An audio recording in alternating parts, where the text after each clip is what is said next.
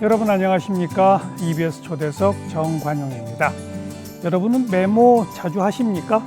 네, 메모 종류도 여러 가지죠. 하루 일정 기록하는 거, 한 달 계획, 1년 계획, 어떤 분들은 독서하면서 또 메모하시기도 하고요. 이런 한 줄 한 줄의 메모가 쌓이면 기록이 되고 그 기록이 자신의 삶을 바꾼다. 이렇게 이 기록의 중요성을 강조하시는 분 오늘 초대했습니다. 국내 1호 기록학자이시고 이 기록 전도사이기도 한 김익환 교수 함께 만납니다. 교수님 어서 오십시오. 네, 안녕하세요. 기록학자 김익환입니다.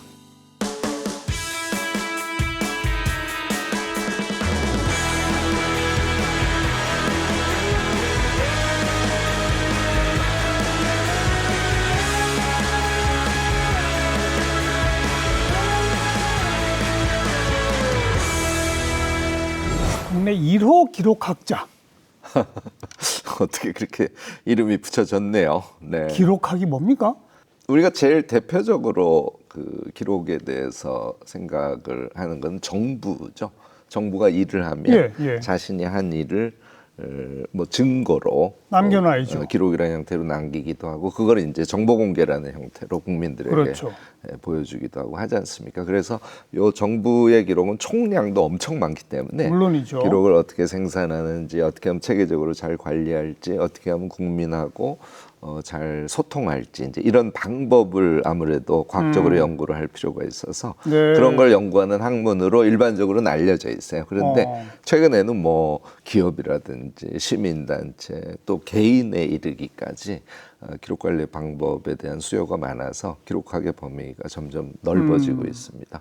우리나라도 국가기록원, 대통령 기록관 이런 게 있지 않습니까? 네, 그렇습니다. 또 기록 무슨 법도 있죠. 국가기록관리법이라고 해서 99년에 국회를 통과하고 2000년에 시행이 되기 시작했어요. 2000년에? 네, 사실 좀 많이 늦은 거죠. 얼마 안 되네요. 네, 미국이나 유럽은 역사가 한 300년, 100년 이렇게 된 역사를 갖고 있는 거에 비해서는 유럽은 대체로 근대 국가가 형성되면서 기록관리 제도가 안착되고 법이 제정되고 하거든요. 근데 왜 우리는 2000년에 가서 했습니까? 저도 깜짝 놀랄 일인데 역시 한국 국가 형성의 특수성 이런 것들이 관련이 된다고 보고요. 이 얘기를 길게 하기는 좀 어려워서 그래서 어쨌든 권위주의 시대가 지나가면서 민주주의가 정착되는 것과 궤를 같이 해서 기록관리 제도가 형성이 됐다 이렇게 보시면 되겠습니다. 근데 그 기록물 관리법이나 국가기록원 등등 설립 작업에 바로 김 교수님이 직접 참여하셨죠? 제가 유학 끝나고 한국에 와 보니까요. 우리 왜 세종로청사 있지 않습니까? 그 뒤편에 주차장이 이렇게 있는데 그 일각에 공식적인 소각로가 있었어요. 그래서 공무원들이 정부 문서 태우는 거? 네. 그래서 그 당시엔 다 종이 기록이니까 얘를 한국에 와서 이제 빨리 기록법을 만들어야겠다라고 생각을 하고 있었는데 문헌정보학이나 역사학 전공하시는 교수들이 정말 적극적으로 동참을 하셔서 99년에 법이 만들어진 거거든요. 저도 그 과정에 일부 참여를 했고. 그렇죠. 근데 이제 다들 역사학이나 문헌정보학 교수들인데 저는 명지대학교에 99년에 취직을 하면서 기록학과 교수를 제가 취직을 한 거예요. 학과를 만드신 거예요? 그렇습니다. 그래서 불가피하게 제가 1호 기록학자로 이름이 붙여지게 됐다고. 유학에서 공부하신 건 문헌정보학입니까? 아니면 아예 기록학을 공부하신 거예요? 역사학입니다. 역사학으로 하기를 했는데 기록학이 특히 유럽의 경우에는 역사학의 한 분과 학문으로 있어요. 사료학이라고 할 수 있겠죠. 그래서 아카이브라고 보통 우리가 칭하지 않습니까? 그래서 그런 연유로 제가 기록학을 전공을 하게 됐죠.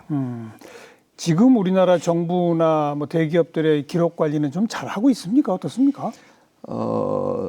기록학의 전통으로 보면 유럽이 이제 한 300년이 넘으니까 엄청난 그런 역사를 갖고 있는데 그러니까 1차 세계대전 이후가 되면 미국 사회가 아주 적극적으로 기록관리 제도를 도입하기 시작합니다. 그래서 영어로 레코드 액트라는 게 이제 성립이 되고 특히 이제 2차 대전 이후가 되면 그 당시에 공황 이후의 국가 정책에 의해서 굉장히 많은 전국의 역사학이나 문헌정보학을 전공한 인력들을 고용을 해서 연방 기록을 왕창 정리하는 이런 작업을 해요. 예, 그래서 예. 미국이 아주 빠른 속도로 기록학을 성장시키고 예. 현재도 전자기록과 관련해서는 미국이 가장 선진적이라고 볼 수 있어요. 그런데 한국이 후발성이긴 합니다만 그런 선진 사례들을 잘 연구를 해서 지금은 전자기록 관리 체제 측면에서는 전 세계에서 탑 클래스에 한국이 올라와 있습니다. 많은 변화가 있었죠. 다른 나라 정부에서 우리나라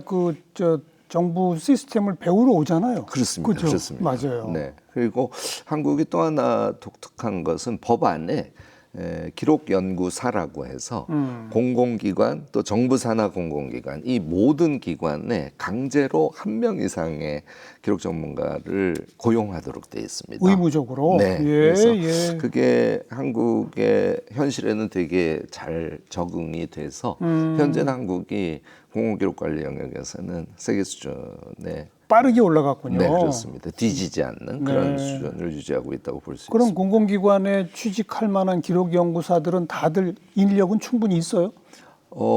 교수님이 배출하셨겠네. 제1호 기록학과에서. 네, 저희가 뭐 한 300여 명 배출을 해서 현재 공공기관에 열심히 한국의 공공기관의 절차적 민주주의를 만들어내기 위해서 그렇죠. 열심히들 노력하고 있고요. 그런 성과로 한국의 이제 기록관리 선진국의 네, 대열에 도달하게 된 것이라고 볼 수 있죠. 한마디로 국가 기록은 민주주의다.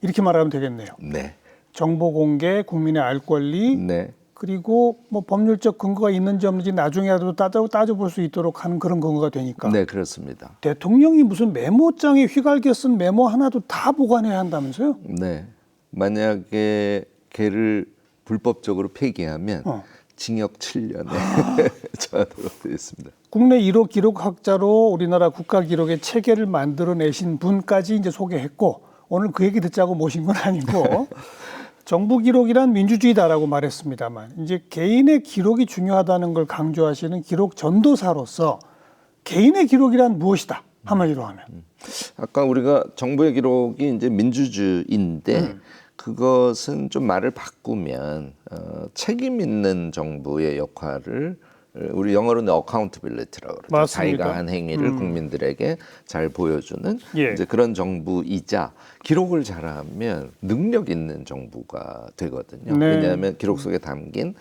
좋은 노하우들을 우리 공공기관 또 시민사회 모두가 공유하는 그런 체제를 갖출 수 있으니까. 그렇죠, 그렇죠. 사실 그 부분은 개인에게도 그대로 적용이 돼요. 그래서 자신의 삶을 잘 뒤돌아볼 수 있고 또 자신의 능력을 더 키워가고 이제 이렇게 하려면 기록학에서 정립된 여러 가지 방법들을 개인에게 적용하면 참 좋겠다 하는 생각을 하기 시작했고요.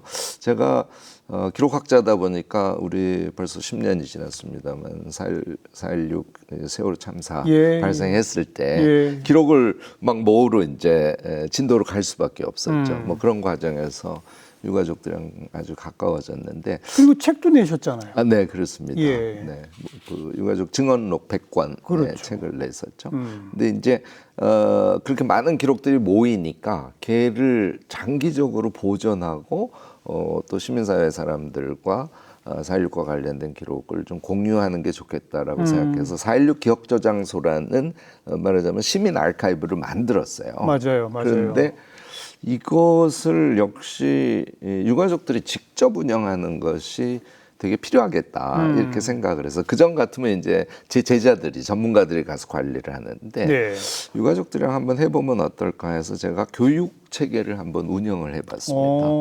너무너무 잘하시는 거예요. 그래서 지금도 같이 공부한 유가족이 소장, 뭐 사무국장, 전문직원의 역할을 이미 하고 계세요. 그래서 이게 아마 세계 최초 아닌가 싶은데 세월호 4.16 기억저장소 이 아카이브는 그 피해 담지자들이 직접 나서서 전문가로서 운영도 하고 아카이브 운영을 하고 있는 거예요. 그래서 그때 제가 경험을 해보고 사실 한국이 이 대학 서열에 의해서 서열사회가 굉장히 일상생활하는데 큰 영향을 미치지 않습니까? 그래서 예. 제가 새로 유가족들이랑 경험한 것이 계기가 돼서 이 기록이라는 무기를 개인들에게 장착을 시켜주면 이 서열사회에서도 자기가 원하는 것을 능력을 기록이라는 무기를 가지고 키워서 멋진 삶을 살아갈 수 있게 되지 않을까 이런 생각을 하게 된 거예요. 그래서 제가 2021년 정도부터 본격적으로 개인 기록과 관련된 활동을 시작을 했습니다. 한 개개인이 자기 기록을 제대로 하면 자기 능력을 더 키울 수 있다? 물론입니다. 그게 어떻게 바로 연결이 되죠? 그 기록의 속성에 대한 얘기를 간단하게 할 필요가 있는데요.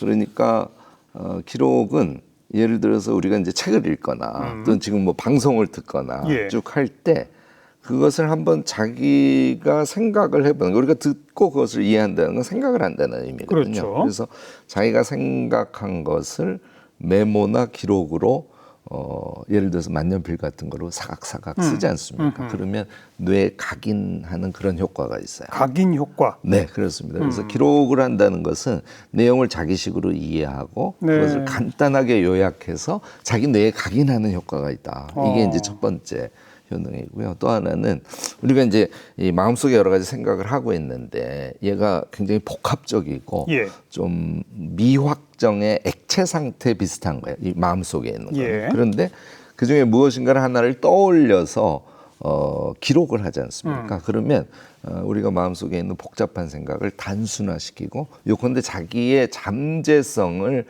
현재성으로 바꿔주는 그런 효능이 있어요. 그래서 기록이 그 두 가지 효능 때문에 자신의 삶을 살아가는데 무기로 사용하면 굉장히 큰 능력을 발휘하죠. 책을 읽고 기록을 하면 뇌에 각인되고 그래서 자기가 갖고 있는 여러 가지의 잠재성을 기록이라는 수단을 통해서 밖으로 표출해서 능력으로 발휘하고 근본적으로는 이게 가능하다는 게 이제 기록의 유용성에 대한 주장이라고 할 수 있죠. 네. 개인 기록의 출발은 일기입니까? 뭡니까? 그럼? 일기도 아주 중요하고요.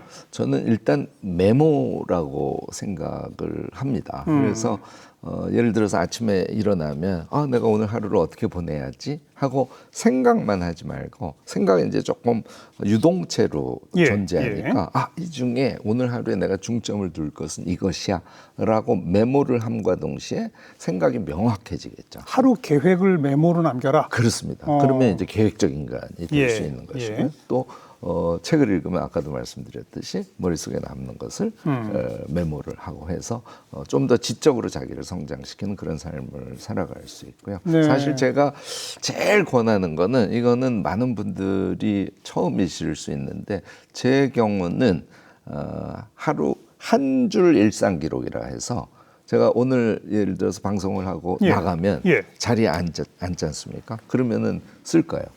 정관용 EBS 초대석, 뭐 지적 토론 이렇게 저 나름대로의 느낌을 한 줄로 메모를 저는 남기거든요. 그러니까 얘를 하루 종일 메모에 남기지 않습니까? 자기 전에 자기 하루가 굉장히 선명하게 보이기 시작하는 것을 아마 경험하게 될 거예요. 금방은 안 됩니다. 3개월, 6개월 이렇게 하시다 보면. 그래서 결국은 또 한편으로는 능력이 있음과 동시에 자신의 삶을 스스로가 계속해서 주관해가는 그런 삶을 살아갈 수 있어요. 그래서 포괄적으로 얘기하면 저는 기록형 인간이라고 하는데 이 기록형 인간으로 삶을 살아감으로써 우리의 전반적인 능력을 키워가고 스스로가 자기 인생을 꾸려갈 수 있는 그런 삶을 살아갈 수 있다고 생각하고 있습니다.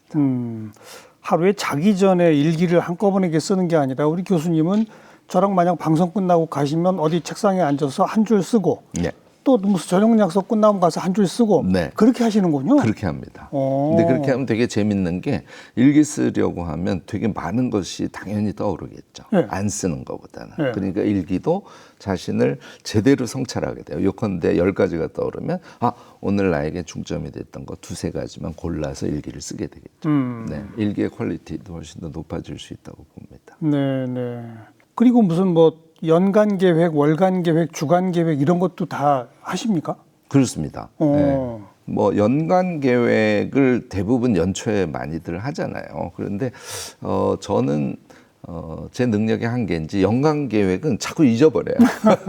그래서 연간 계획은 현실성이, 그러니까 구체적 계획을 세운다 그래도 현실성이 좀 떨어진다고 봐서 연간 계획은 예. 자기 삶의 큰 방향성 정도의 차원에서 하고, 저는 특히 월간 계획을 잘 세우기를 권해요. 월간 계획은 잊어버리지 않고 자기가 월간 단위로 그것을 잘 달성해낼 수 있는 최적의 단위이거든요.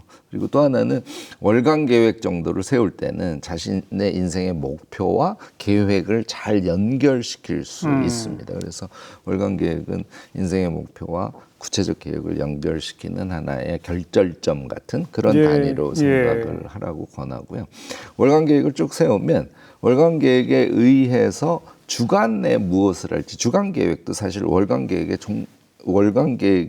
의해서 구체화되거든요. 만들어지죠. 네, 예, 그래서 예. 월간 계획을 염두에 두면서 주간 계획도 세우고, 그러면 주간 계획에 이어서 하루의 아침에 계획을 세울 때도 계획이 월간 계획 세운 것으로부터 쭉 연동해서 세워질 수 있거든요. 이런 체계적인 삶을 살면 아무래도 자신의 인생의 방향을 잃지 않고 살게 되겠죠. 그래서 가져오신 게 이게 우리 김익환 교수님이 직접 사용하시는 이게 월 단위의 그렇습니다. 메모장 내지는 뭐 다이어리, 다이어리라고 할 수 있겠죠. 그렇게 볼 수 있겠어요. 네. 뭐 한 2권 가져오셨는데 제가 좀 미리 살펴봤습니다. 네. 맨 첫 페이지에 이렇게 딱 보면 자기 선언이라는 게 있습니다. 네. 자기 선언에 나는 이타성의 자기 개발을 하는 10만 네트워크의 운영자이다. 나는 인간과 자연의 존재와 만나는 자유로운 여행자이다. 이게 뭡니까? 뭐 제 삶의 꿈이죠. 그 꿈을 이렇게 선언으로 만들어서 아침마다 그 선언을 같이 외우기도 하고 합니다. 이렇게 우리의 일상이 불가피하게 막 휘둘리다 보니까 이런 자신의 삶의 목표를 뭐 선언으로 하고 그걸 이제 다이어리에 항상 써서 간직하고 있죠. 그러니까 지금 이 다이어리에도 맨 앞에 자기 선언이 있고 이 다이어리에도 그렇습니다. 맨 앞에 자기 선언이 똑같이 써 있더라고요. 네, 그렇습니다. 그러니까 한 달마다 이걸 다 반복해서 쓰죠. 그리고 그 바로 좀 뒤쪽에 가면 그 영어로 goal, 그 목표죠. 네, 인생 목표죠. 네. 쭉 운영하시는 그 회사의 프랜차이즈를 20개 만들겠다. 네, 그렇습니다. 200억 이룸 네트워크 재단을 만들겠다. 네. 베스트셀러 10권을 쓰겠다. 네. 이 고울이 또 있습니다. 네. 좀 창피하네요.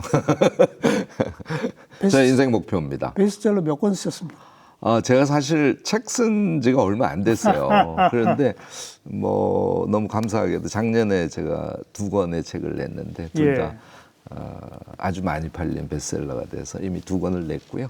올해도 2권 정도 집필을 좀 계획하고 있습니다. 이제 조만간 달성이 될 고울들이네요. 뭐 한 5, 6년 내로 달성을 할까 이렇게 생각하고 있죠. 자, 그런 자기 선언 그리고 고울이 있고 그 다음에 이제 여기 보면 한 달의 일정 내지는 계획표네요. 그 페이지가 일정 중에서 제가 조금 주목해야 될 부분만 표시한 것이죠. 그리고 이제 그 뒤에 보면 이런 그림이 하나 그려져 있어요. 네, 저 인생지도라고 합니다. 인생지도? 사실 저도 이걸 계속 쓰고 있습니다만 자기 인생의 목표가 뭔지를 생각해볼 기회가 많지 않지 않습니까? 그래서 저 형식을 매월 쓰면 자신의 인생의 목표가 뭔지를 우리가 다 같이 찾아낼 수 있지 않을까 해서 이제 제가 제안한 방식인데요. 가운데다가는 자기 인생의 목표를 쓰고요. 그다음에 여기 마찬가지로 10권의 베스트셀러 출간 뭐 이런 게 써 있어요. 그렇습니다. 200억 아이콘 유니버스 재단 써 있고. 네. 그리고 이 동그라미에 5 영역이 있네요. 네네. 이게 뭡니까? 그거를 그러니까 꿈은 가운데다 쓰고 우리 삶이라는 게 뭐 일도 있고 또 뭐 가정도 있고 또 인간관계도 있고 뭐 그 외에 또 자기 성장을 위해서 우리가 항상 노력을 하니까 뭐 독서하기도 하고 저는 향유라 그래서 노는 거 엄청 강조하거든요. 향유. 네, 이런 영역들을 좀 나누어 가지고 현재 내가 하고 있는 거를 쓰고 다음 달에 내가 하고 싶은 거 걔를 쓰게 해요. 그리고 그것을 영역별로 쓴 것과 나의 인생의 목표라는 것이 얼마나 잘 맞는지 요거를 매달 생각하게 합니다. 그러면 자기가 영역별로 하고 싶은 것들이 쌓이고 쌓이면 처음에 생각할 땐 걔가 점처럼 존재하는데 6개월 동안 하면 얘가 선이 될 거 아니에요. 그러네요. 그러면서 내가 정말 바라던 내 인생의 목표는 이거구나 하는 거를 점점 깨닫게 돼요. 그래서 저처럼 뭐 외람된 얘기지만 꿈과 목표가 확정이 돼 있는 사람은 가운데가 항상 고정적이고 고정되고 요 서식을 가지고 계속 인생 지도를 그리시면 어느 타임인가 자신의 꿈을 발견하게 되지 않겠나 뭐 그런 의미에서 이제 이런 서식을 제안을 하고 있는 거죠. 여기 영역을 보면 기본적으로 회사 일과 관련된 게 있고, 그다음에 이제 논다고 해서 향유가 있고, 그다음 자기 개발은 또 어떻게 할 것인지, 인간관계 관계가 또 있고, 여행 작가라는 뭡니까? 제가 이제 베스트셀러 책을 쓰는 것 중에 아직은 못 쓰고 있습니다만 여행 작가로서의 책을 쓸 계획이거든요. 목표가 있으시니까. 그래서 그것과 관련된 활동을 지금도 연습 삼아 계속 하고 있습니다. 그러니까 그 5 영역에서 지금 하고 있는 일 내지는 앞으로 할 일 그런 것들을 이렇게 딱 써서 놓으신다 이거라고. 네, 그렇습니다. 매월 써요. 그럼 요 한 페이지만 딱 펼쳐 보면 지금 내가 어느 영역에서 뭘 못 하고 있네 이런 게 딱 보이겠네요. 그렇습니다. 네. 그래서 요 다이어리를 보면 끝이 2개가 있어요. 그래서 한 개는 항상 그 월간에 제가 쓴 인생 지도 쪽에 끈이 하나 가 있어서 제일 앞을 이렇게 펼쳐보면 그걸 항상 볼 수 있죠. 그리고 또 이렇게 넘겨보면 그냥 하루하루의 어떤 그 아까 말씀하신 뭔가를 진행하고 메모 한 줄. 뭐 그런 것들이 이게 일종의 일기로군요. 그렇습니다. 일지식 일기라고 보면 되겠죠. 제가 요약을 엄청 강조하기 때문에 뭐 우리가 1시간 이렇게 대담을 해도 저는 한 줄로 그래서 요약해보는 작업을 계속하게 하고요. 이게 하신 분들이 되게 재밌게 얘기를 하시는데요. 지금 이 다이어리를 쓰는 분들이 굉장히 많습니다. 그래서 뭐 일종의 증언처럼 자신의 경험을 얘기하는 걸 들어보면 저거를 이제 한 줄씩 쭉 쓰고 점심 때쯤 됐을 때 생각을 해보면 아침부터 점심까지 자기가 뭘 했는지가 점점 선명하게 영화 보듯이 기억이 난다는 거예요. 저녁 때 생각해보면 또 기억이 나겠죠. 자기 전에. 이렇게 해서 자기가 굉장히 선명하게 보이기 시작한다는 얘기를 되게 많이 합니다. 그러면 우리가 나는 누군가라는 그런 철학적 질문이 되게 모호하잖아요. 그런데 이 기억이 자신의 삶에 대한 기억이 선명해지면 선명해질수록 자기가 누군지 내가 지금 뭘 하고 있는지 거기다 아까 얘기한 인생지도 같은 어떤 나침판이 있으면 이 2가지를 비교해 가면서 아주 주체적으로 일상을 잘 영위해 갈 수 있지 않겠나. 그래서 기록의 효용 중에 하나가 이런 주관자로서의 인생을 살아가는 것 아닐까 이렇게 저는 보고 있습니다. 제가 월간 다이어리를 강조하는 것은 그러니까 연초에 우리가 다이어리 한 권을 사잖아요. 그래서 1년을 쓸 요량으로. 근데 이 대부분 한 달 쓰고 못 쓰지 않습니까? 그냥 책꽂이에 꽂아놓고 말이죠. 그 이유가 연간 다이어리라는 건 아무리 많이 써도 하루에 한 쪽 이상 쓸 수가 없겠죠. 그래도 365쪽이 되니까. 그렇죠. 엄청 두껍죠. 그래서 기록이라는 거는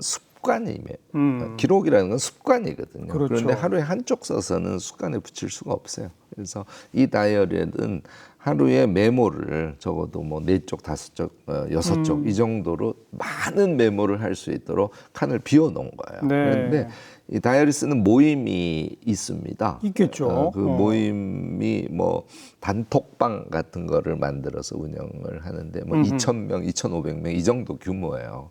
거기에 사례들이 올라오는데 매일매일 4-5쪽 메모를 쓰는 사람들이 한국 사회에 굉장히 많아졌어요. 항상 이걸 들고 다니시겠네요. 그러니까. 네, 그렇습니다. 그렇죠?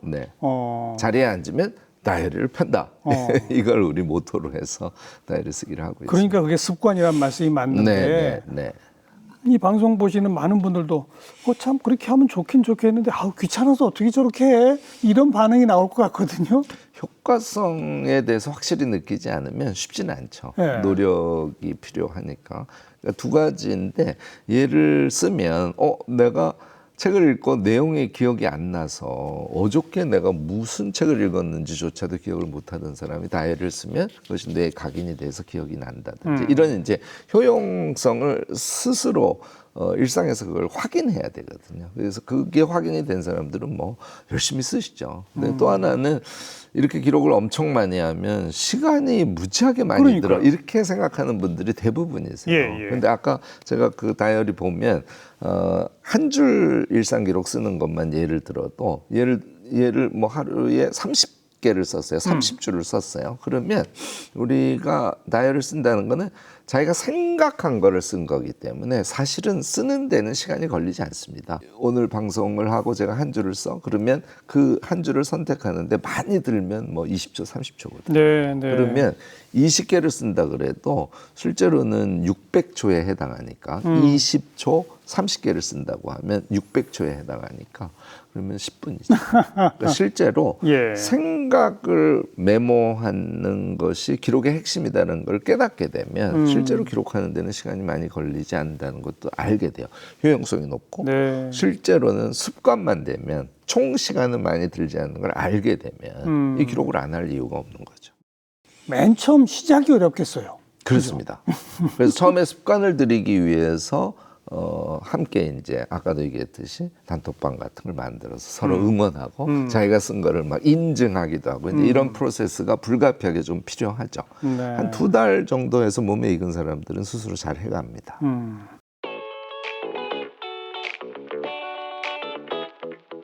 I must admit I've been trying to look the part but the clothes don't fit and I gotta say I don't know why, oh why I try to be someone else. Cause it's fine, so fine, so fine to be myself. I gotta be myself. If I'm gonna get it done, I'm gonna do it myself. Be the one, I gotta be myself. 선뜻 떠오르는 궁금증이 그렇게 이제 한 달에 이런 두꺼운 그 다이어리 한 권씩을 이렇게 썼어요. 이게 이제 1년 지나면 12권이 쌓일 거 아닙니까? 그러면 예를 들어서 이제 뭐 요번 달에 새로 책을 펼치면서 다이어리를 펼치면서 지난달 거를 한번 볼 수는 있겠죠. 네네. 근데 한 5, 6개월 지나면 그 5, 6개월 지난 걸 다시 뒤적여 보게 되나요? 그래서 안 보면 별로 의미 없는 거 아니에요, 그 기록이? 이제 두 가지를 우리가 좀 확인할 필요가 있는데요. 우리가 무엇인가를 기억한다는 것은 사실은 우리 몸 속에 반데어 코크 같은 학자들은 세포가 기억한다는 용어를 써요. 그러니까 그것을 우리가 다 잊어버렸다고 생각하지만 몸에 남아 있는 것이고 걔를 상기시켜낼 수 있는 능력이 필요하거든요. 그게 이제 기록 메모를 통해서 자신이 갖고 있는 잠재성을 상기시킬 수 있는 것인데 5개월 전에 내가 다이어리에 쓴 것을 나는 기억하지 못해 라고 생각하면 실제로 기억이 안 나는 쪽으로 생각을 하게 되고요. 사실 그것이 내 몸에 있어. 그러면 얼추 5개월 전에 내가 방송에서 이런 얘기를 했지 하는 것들이 기록이 몸에 붙은 사람들은 아주 자주 떠오릅니다. 그래서 다이어리를 쭉 서가에 꼽아 놓은 상태에서 내가 3년 전 정도 같아 이렇게 생각하고 다이어리 몇 권을 꺼내서 이렇게 쓱쓱 뒤져보지 않습니까? 찾아내는 히팅률이 생각보다 굉장히 높습니다.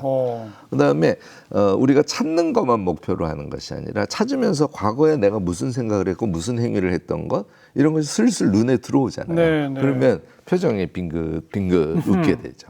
그러니까 그런 이 효과가 있기 때문에 기록을 통해서 우리가 세포에 기억을 시켜놓고 뒤져보면서 다시 필요한 것들을 찾아내고 하는 것은 기록이 몸에 익은 사람들에게는 굉장히 익숙한 행위다. 그러니까 크게 걱정하지 않아도 된다. 이제 이런 얘기를 하고 싶은 거죠. 많이 쓴다고 좋은 건 아닌 거죠? 핵심은 역시 적게 쓰는 것 같아요. 오히려 적게 쓰는 게 좋은 겁니까? 기록학의 기본 이론이 이 평가 선별이라고 하거든요. 다시 말해서 중요한 엑기스만 남기고 나머지를 버리는 게 정부의 기록 관리에서 핵심이에요. 하는 것과 똑같이 우리가 요약을 한다는 것은 최소한을 쓰는 것이라는 이야기를 오늘 꼭 강조를 해두고 싶습니다. 제가 기록을 하라 그러면 엄청 많이들 쓰세요. 처음엔 그러겠죠. 네, 특히. 그러니까 뭐 예를 들어서 회의록 쓰고 할 때도 회사에서 보면 엄청 많이 쓰는 그런 직원이 있고 엑기스만 키워드로 딱딱 쓰는 직원들이 있거든요. 엑기스만 쓰는 직원들은 회의할 때 집중해서 무엇이 핵심인지를 생각하겠죠. 그래서 기록도 많이 하는 것이 중요한 것이 아니라 책을 읽을 때도 엑기스만 파악해서 조금 메모하고 그다음에 뭐 예를 들어서 회의를 할 때도 조금 메모를 하고 또 자기의 구상을 쓸 때도 처음부터 너무 상세하게 쓰는 것이 아니라 엑기스만 크게 쓰는 것. 예, 이게 예. 이제 핵심 요령이에요. 그래서 이게 요약이 기록의 핵심이다. 이렇게 결론 내리는 게 맞을 것 같습니다. 그러니까 시간이 많이 안 걸리는 거죠. 그렇습니다. 대신에 생각은 많이 해야 되는 거죠. 그렇습니다. 어. 기록의 요체는 생각이니까 생각을 충분히 하고 그것을 조금만 기록으로 남기고 그게 이제 반복이 되면 기록의 묘미를 알게 되고 그것이 몸에 있게 되니까 몇 개의 키워드만 보더라도 그것을 네. 재현시키는 능력도 동시에 이제 더 높아지게 되겠죠. 교수님은 이제 책을 한 권 읽을 때도 그 독서 메모를 하신다고 그랬잖아요. 네, 네. 그러면 뭐 한 200~300페이지 되는 책 한 권을 읽으면 네. 독서 메모가 몇 페이지나 나옵니까?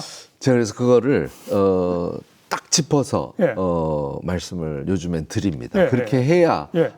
쉽게들 예. 네, 따라서 하시더라고요. 저는 예를 들어 300쪽이에요. 그러면 한 개 장이 50쪽이라고 치면 6개 장으로 구성될 거 아닙니까? 그러면 한 개 장을 쓰실 때 요약을 할 때 50쪽을 읽고 5줄에서 10줄 사이 50페이지를 읽은 다음에 5줄에서 10줄. 사이로만 요약을 하세요. 이렇게 제가 말씀을 드려요. 그러면 예를 들어서 10줄을 했다고 하더라도 한 권을 다 읽으면 60줄이잖아요. 60줄. 우리가 컴퓨터로 뭘 정리하면 한쪽이 보통 한 40줄 조금 넘습니다. 그러니까 뭐 한 페이지 반이네요. 한 페이지 반이죠. 노트북에다 정리를 한다면 그 정도로 요약을 한다고 아예 마음을 먹고 책을 읽으시면 책 요약하기가 훨씬 수월해져요. 그리고 그거는요, 그렇게 정리하고 자기가 한번 발표를 해보면 책 한 권이 머릿속에 선명하게 남습니다. 말로 책 한 권을 설명할 수 있는 능력도 극단적인 요약을 하면 몸에 착 붙일 수 있죠. 자기의 능력으로. 저는 독서하시는 분들에게 이거를 꼭 권해요. 근데 그 우선 그 요약법 자체가 새로 배워야 되겠는데요. 조금 연습은 당연히 필요합니다. 반복 연습을 하면 내가 읽은 50쪽을 5줄로 요약하는 요령이 좀 생기겠죠. 어쨌든 스스로가 맥락을 쭉 생각을 하고 자기에게 아주 강렬한 인상으로 남은 거, 자기가 생각할 때 중요하다고 생각하는 거, 그것을 과감하게 메모를 하기 시작하면 반복되면 자신의 요약법이 몸에 붙기 마련이죠. 시작하고 일정 기간은 좀 연습이 필요하고 물론입니다. 그러면서 자기가 그렇게 기록한 것의 효용성을 깨달으면 몸에 배서 습관이 된다. 네. 이 말씀이군요. 네. 그러면 이제 그게 메커니즘이 되면서 스스로 잘 또 성장하게 되는. 그래서 기록형 인간으로 자신의 인생을 꾸려갈 수 있게 되지 않을까 싶습니다. 어느 날 하루는 좀 만사 귀찮아서 안 하고 이런 날도 있는 거 아니에요? 물론입니다. 저도 뭐 심할 때는 일주일 안 하기도 하고요. 삶이라는 게 그렇게 다 좀 유연할 수밖에 없죠. 네. 다만 그것이 자기 인생의 습관으로 완전히 붙어서 무기가 되는 그 단계까지 가는 게 아주 중요하다고 생각해요.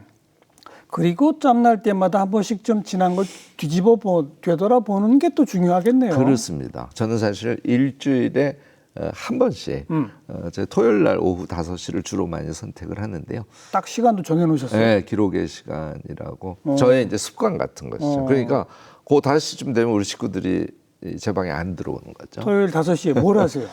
일주일 동안 한 거를 이렇게 뒤적뒤적 보는데요. 그것 자체로 엄청 행복이에요.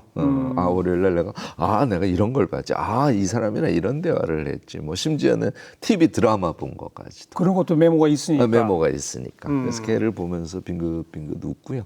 이제 그렇게 되면 일주일이 꽤 선명하게 머릿속에 남아요. 남고. 그 남은 일주일이 저의 인생이거든요. 그러니까 그것은 지식이 되고 제가 더 유능한 사람이 되고 하는데 도움이 됨과 동시에 이게 나의 인생이구나 하는 것을 더 절절하게 느끼게 하니까 그 한 시간의 시간이 저한테는 아주 소중하죠. 교수님은 이렇게 다이어리에 만년필로 직접 쓰시는데 네. 요즘은 뭐 스마트폰에 이렇게 메모장 같은 걸 활용하시는 분도 있고 그렇게 전자기기로 쓰는 것과 손으로 쓰는 것에 이 장단점이 있습니까? 기본은 역시 취향이라고 생각합니다. 취향. 네. 근데 이제 저는 만년필을 쓰는 게 볼펜보다 만년필이 요 사각사각 소리가 더 좋아요. 그래서 뭐 그런 취향인데 전자기기 쓰시는 분들도 좋긴 한데 경향적으로 좀 많이 쓰셔요. 전자기기를 쓰면 특히 이제 타이핑을 한다든지 녹음을 한다든지 뭐 영상을 남긴다든지 하면 좀 익숙해지면요 총량을 많이 남기더라고요. 그래서 예를 들자면 전자기기는 인터뷰를 할 때 녹음을 한 것을 나중에 이렇게 풀어서 작업을 하시는 분들이 많아요. 근데 제가 모 신문사 이 인터뷰 전문 기자하고 인터뷰를 하는데 이분이 녹음도 안 할 뿐만 아니라 별로 쓰질 않으시는 거예요. 그래서 내가 인터뷰를 하는데 그래서 기사가 잘 나올까 싶어서 제가 중간에 아니 그렇게 안 쓰셔도 됩니까? 그랬더니 저는 교수님의 마음을 읽습니다. 이러면서 메모를 정말 적게 했어요. 그러니까 신문에 반면이 나온 큰 기사였는데 제 마음을 어떻게 저렇게 표현을 했을까. 그래서 진짜 전문가네요. 그분은. 그러니까 결국은 녹음을 하거나 이 전자기기를 이용해서 많은 양을 남긴다고 해서 그것이 우리가 표현하고자 하는 또는 우리가 기억하고자 하는 것을 그 안에 많이 반영하느냐 그렇지 않을 수 있다는 것이죠. 그래서 요 점만 주의를 한다면 아날로그로 하든 디지털로 하든 큰 뭐 차이는 없다고 봅니다. 그 한 2년 전인가부터 이 기록을 도구로 하는 온라인 교육 프로그램을 운영하신다고요. 네.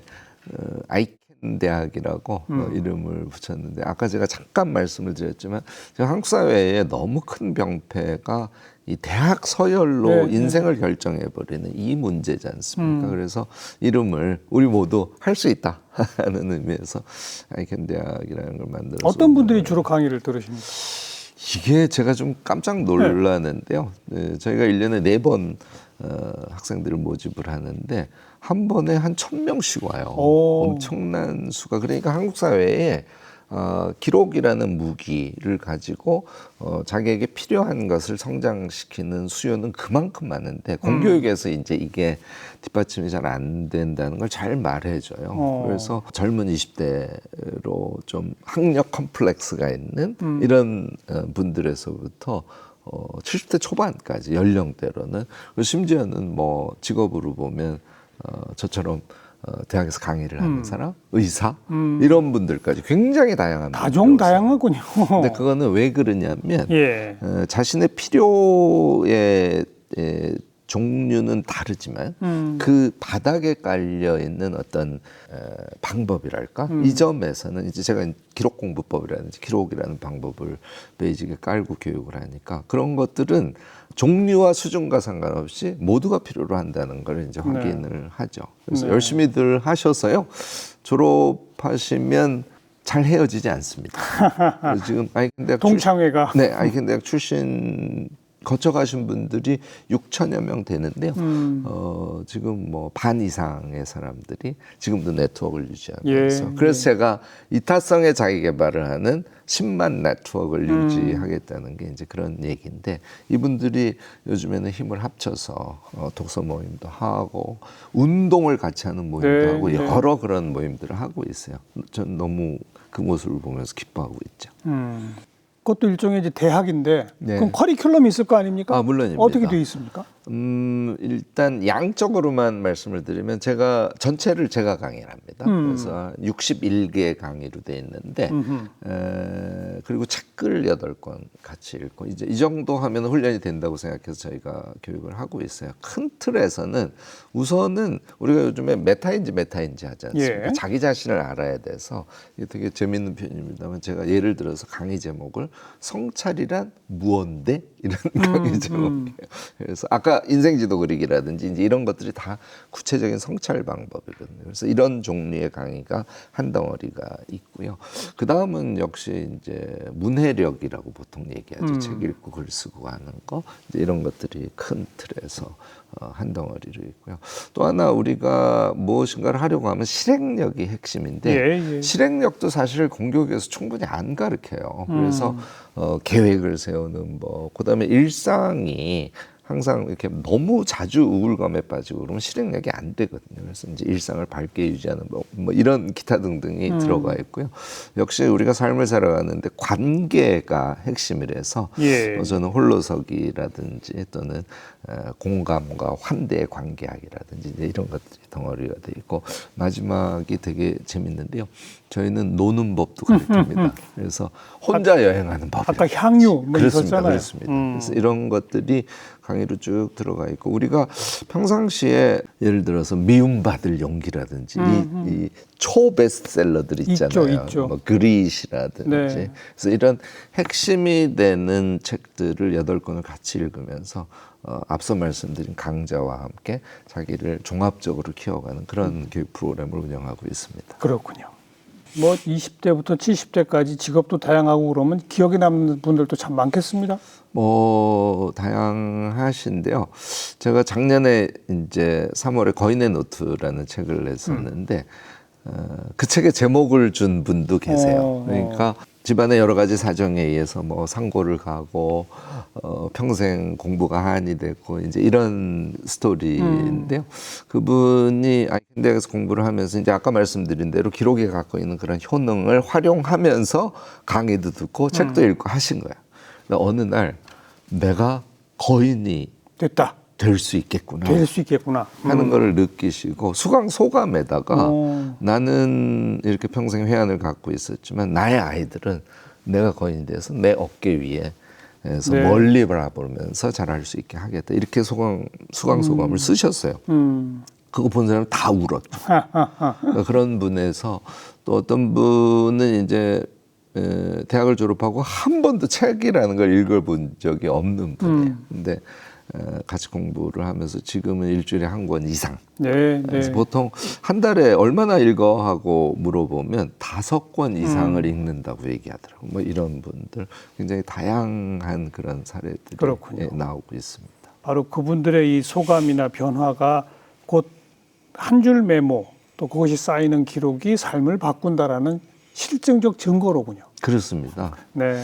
사실 한국에 또 이렇게 집중을 내가 잘 못해 뭐 이런 생각을 갖고 계신 분들도 되게 많으세요. 그래서 이 ADHD 이제 판정을 받고 뭐 이런 경험을 갖고 계신 분들도 많은데요. 저는 사실 그것도 좀 과한 경우가 많다고 봐요. 그래서 우리는 보통 5명 정도씩 이렇게 모여서 스터디 그룹 같은 거를 온라인으로 운영하거든요. 그거를 기록을 해가면서 서로 발표도 하고 이런 활동을 적극적으로 하다 보니까 ADHD 현상도 완전히 없어졌다는 거예요. 그래서 대학에서 제가 가르칠 때보다 어찌 보면 물론 대학에서도 되게 좋았지만 이 대중교육을 하면서 한국에서 이런 자기 성장을 필요로 하는 사람들과 함께 한다는 게 저에게도 엄청 큰 행복 그런 경험을 지금 하고 있죠. 보통 이렇게 이제 인터뷰를 마칠 시간쯤 되면 앞으로 계획이 있으시다면 하고 제가 물어보는데 안 물어보겠습니다. 계획이 나와 있었죠. 아까 다 소개했거든요.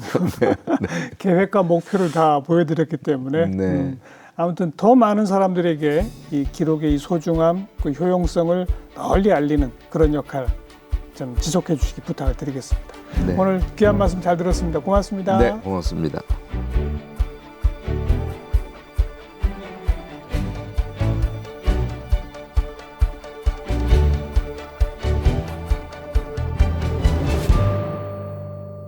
네, 한 줄 메모로 시작하면 나의 삶이 바뀔 수 있다.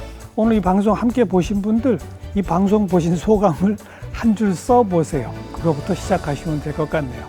다음 시간 뵙겠습니다. 안녕히 계십시오.